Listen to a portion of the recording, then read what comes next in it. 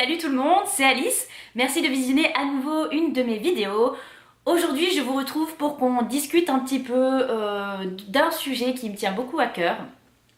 Et aussi parce que on est en plein mois de décembre, c'est le mois des fêtes où tout le monde se retrouve en famille, c'est un petit peu le côté magique. Enfin, même si en France ça a l'air un peu compliqué en ce moment, mais ça c'est une autre histoire. Et nous, cette année, on rentre pas en France, on reste en Californie pour passer Noël. Donc on sera que tous les deux, mon homme et moi, à la maison. Et j'aimerais en fait commencer une petite série de vidéos pour que vous appreniez à me connaître davantage et que vous voyez un peu plus au-delà du sport et de l'alimentation et du mode de vie sain que j'ai, la personne que je suis au fond et qu'est-ce qui se passe dans ma vie.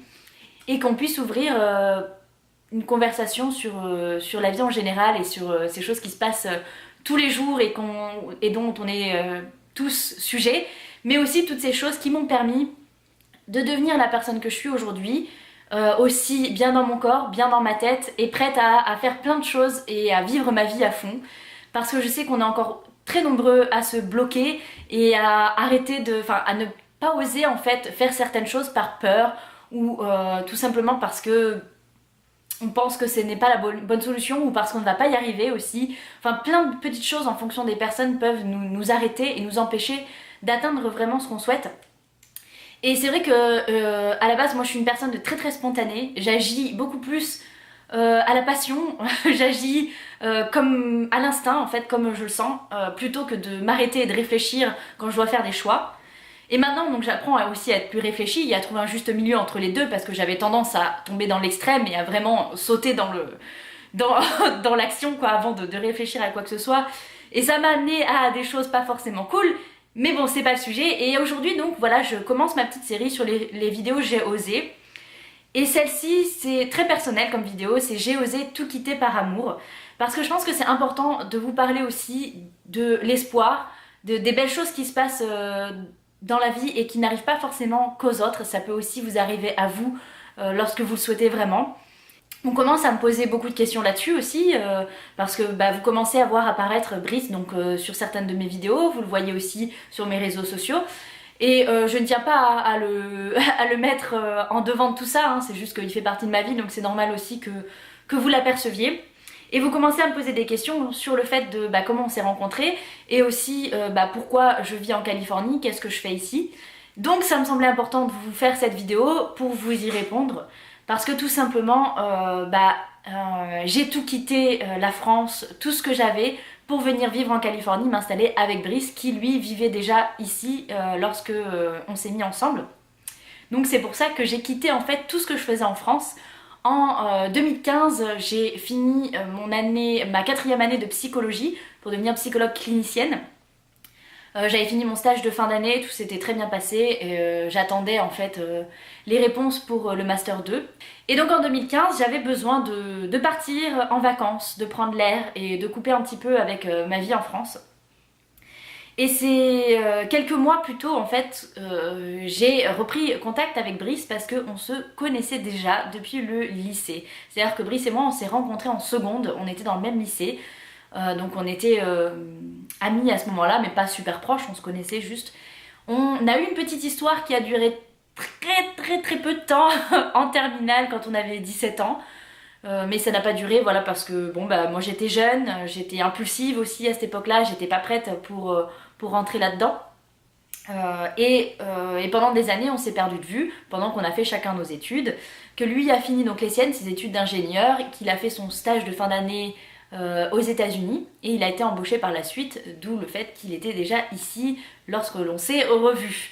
Donc pour en revenir au fait que j'allais partir en vacances, et comme on s'est recontacté quelques mois plus tôt, je me suis dit pourquoi pas partir en Californie. Je suis jamais allée aux États-Unis, ça serait l'occasion, enfin j'étais déjà allée aux États-Unis mais pas en Californie, que ce serait l'occasion de visiter un petit peu San Francisco, le coin, et en même temps de revoir Brice, de passer du temps avec quelqu'un que je connaissais depuis le lycée. Et finalement, ce fameux mois d'août là, on s'est mis ensemble et on est restés ensemble depuis. Donc notre situation a été très difficile parce que on a dû subir aussi la relation à longue distance, même si ça n'a jamais été sur un très long temps, ça a quand même allé jusqu'à 3 mois. Et 3 mois, bah, c'est toujours difficile, surtout quand la relation, c'est pas d'un bout à l'autre de la France, mais d'un bout à l'autre d'un continent et d'un océan. Donc c'est quand même assez énorme comme distance. Mais on a surmonté tout ça, et c'est vrai que l'avantage en fait de ces relations de longue distance, j'entends beaucoup dire que ça ne marche pas, ça ne peut pas marcher. J'ai envie de vous répondre oui et non, parce que l'avantage que ça a en fait ces relations de longue distance, c'est que vous apprenez aussi avant tout de parler à cette personne. Vous n'avez que ça, vous pouvez pas vous câliner, vous pouvez pas être proche comme ça, donc vous parlez beaucoup. Et ça permet aussi voilà, de surmonter une épreuve et de se dire que est-ce qu'on aime vraiment cette personne, de savoir qu'est-ce qu'on ressent en fait quand on est loin de l'autre. Et pour nous, bah, je pense que autant pour lui que pour moi, ça a été évident. On voulait pas être séparés, on voulait pas être éloignés, on voulait être ensemble. Donc on a surpassé tout ça, on a trouvé des solutions pour que moi je puisse venir aussi aux États-Unis. Là, la meilleure solution qu'on a trouvée, c'est que je sois étudiante, donc j'ai poursuivi mes études aux États-Unis. C'est comme ça que j'ai pu revenir ici, et ça n'a pas été facile parce que ça demande vraiment, comme je le dis dans cette vidéo, de tout quitter. Quitter ce que j'avais en France, donc ma famille et mes amis, la vie que je m'étais créée, mais aussi quitter mes études, car en arrivant ici, je ne pouvais pas continuer mes études de psychologue, sachant qu'ici c'est un doctorat qu'on doit passer. C'est 8 ans d'études, c'est un petit peu comme la médecine, c'est-à-dire que vous faites un internat après votre master, et ça coûte très très très très cher. Les études comme ça, c'était un coût du genre 100 000 $ l'année, quelque chose que je ne pouvais absolument pas me permettre, donc c'était hors de question que je finisse tout ça, donc j'ai dû abandonner ce côté-là. J'ai aussi également abandonné un CDI, parce qu'en France j'étais en CDI à Decathlon, je travaillais à Decathlon, donc tout de suite déjà j'étais déjà dans le sport. Je travaillais à Decathlon et j'avais un CDI, hein, mon CDI m'attendait en France en rentrant. Et j'ai décidé juste d'annuler tout ça, d'arrêter mes études, de couper mon CDI, de dire non à un CDI super qui m'attendait, et j'adorais mon travail à Decathlon. Mais j'ai décidé de tout quitter pour tenter mon histoire d'amour ici. Ce que je n'ai jamais regretté et ce que je ne regrette toujours pas, parce que ça a été finalement le meilleur choix spontané et instinctif que j'ai pu faire dans toute ma vie. Et c'est comme ça que j'en suis arrivée ici. Et là, c'est posé la question de qu'est-ce que je vais faire de ma vie, puisque j'ai arrêté mes études de psychologue, j'ai plus de CDI, j'ai plus rien. Qu'est-ce que je fais? Et c'est là où, de fil en aiguille, je suis tombée amoureuse de la musculation. Je me suis intéressée plus profondément à la nutrition, et aussi grâce à lui, parce que lui était déjà là-dedans, avait déjà un mode de vie sain, et c'est lui qui m'a un petit peu aidée à me convertir là-dedans. Et à me sentir mieux. Vous pouvez aller voir certaines des vidéos où j'en parle aussi justement sur ma transformation, que je vous mets par ici. Et j'en suis venue donc à me dire je vais étudier le fitness et la nutrition pendant ces années où je serai ici aux États-Unis, en faire mon métier aussi, parce que ça me plaît énormément. Et la psychologie, en fait, toutes ces études de psycho que j'ai fait, ça m'a énormément aidée, parce que ça fait partie du métier que je fais. Je ne fais pas seulement donner un programme alimentaire et un programme sportif. Non, je suis là pour coacher les gens, pour les accompagner au quotidien, pour les aider à sentir mieux dans un état général, et pas seulement leur dire vous devez manger ça et faire tel sport. Ça, c'est pas mon but.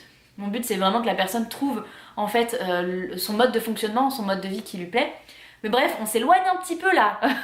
Et donc c'est comme ça que j'en suis arrivée là, qu'au final d'avoir tout quitté, ça m'a mené à ça. Et aussi de pouvoir vivre donc cette belle histoire d'amour, et tout ça pour vous dire en fait qu'il y a toujours de l'espoir. Moi aussi j'ai eu des relations auparavant très difficiles, des choses qui ont été presque traumatiques, et que je pensais que fatalement j'étais pas faite pour les histoires d'amour, que de toute façon les histoires d'amour ça n'existait pas, ça tombait toujours, ça faisait souffrir, toutes ces choses là.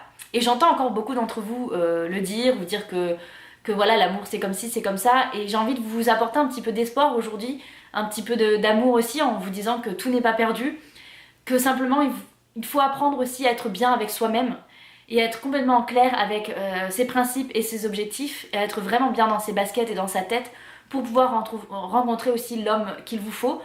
Parce que mine de rien, on ne s'en rend pas compte, mais lorsqu'on n'est pas bien, lorsqu'on a certaines choses en tête qui ne sont pas en accord avec nous-mêmes, on risque très fortement d'être attiré par les mauvaises personnes, et c'est souvent pour ça que notre histoire d'amour, même si on croit être très amoureuse, ne fonctionne pas, parce qu'on n'est pas tout simplement à la base attaché à la personne qui nous correspond et qui doit vraiment être à nos côtés, et qui nous permet de nous épanouir et de nous sentir bien.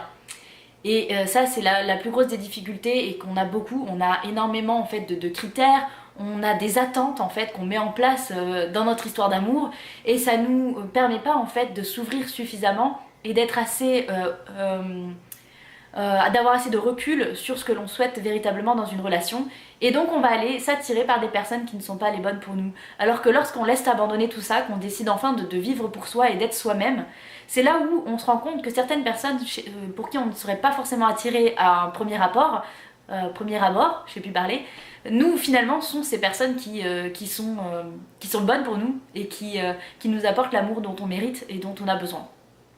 Parce que oui, honnêtement, à la base, si on m'avait dit il y a 10 ans, lorsque j'ai rencontré Brice, qu'on serait ensemble et aussi amoureux, honnêtement, je l'aurais pas cru. Mais voilà, au final, aujourd'hui, c'est ce qu'on est. On est très très attachés l'un à l'autre. Notre histoire est très forte. Je dirais pas que c'est la plus belle, hein, mais c'est notre histoire. Donc forcément, pour moi, c'est celle qui me tient à cœur. Et la base de notre couple, c'est aussi la communication. On communique beaucoup et c'est ce qui fait que ça marche. On apprend à être totalement transparent l'un envers l'autre. Et ça fait du bien de se sentir simplement soi-même et de pouvoir vivre au quotidien sans jamais se donner une image, en étant tout simplement libéré, simple et nous-mêmes. Donc voilà, je vais finir cette petite vidéo là-dessus. Tout ça pour vous dire qu'il n'y aura pas de mal de petites vidéos J'ai osé qui vont venir, en espérant que toutes ces petites vidéos vont vous aider aussi à avancer mentalement dans tout ce que vous souhaitez faire dans la vie et avoir vraiment être plus détendu face à tout ça et trouver la voie qui vous correspond à vous. C'est un petit peu différent de ce que je fais d'habitude et il y aura toujours du sport et de l'alimentation parce que c'est ce que j'ai envie de partager avec vous. Mais voilà, j'aimerais que vous me connaissiez un peu plus et j'aimerais aussi vous connaître un peu plus. C'est pour ça que je souhaiterais que en commentaire vous me racontez tout ce que vous souhaitez me raconter, qu'on puisse discuter aussi là-dessus et voir si parmi vous aussi vous croyez à cet amour-là, à le fait qu'on puisse avoir des belles histoires d'amour sans que ça finisse en drama aussi forcément. Et si vous avez n'importe quelle question aussi ou des choses que vous aimeriez que j'aborde dans mes vidéos, n'hésitez pas à me le dire aussi, je me ferai un plaisir de vous répondre à tout ce que vous avez à dire. Et je vous retrouve très bientôt pour une autre vidéo J'ai osé ou pour un tout autre sujet parce que j'ai plein de choses à vous apporter, j'ai plein de choses qui se mettent en place et il y a plein de vidéos que j'ai envie de vous filmer et j'espère que vraiment ça vous plaira. Donc j'ai super hâte, en attendant je vous dis à la prochaine fois, n'oubliez pas les petits pouces vers le haut si ça vous a plu, de vous abonner pour soutenir ma chaîne si c'est pas encore fait et je vous dis à la prochaine, ciao ciao.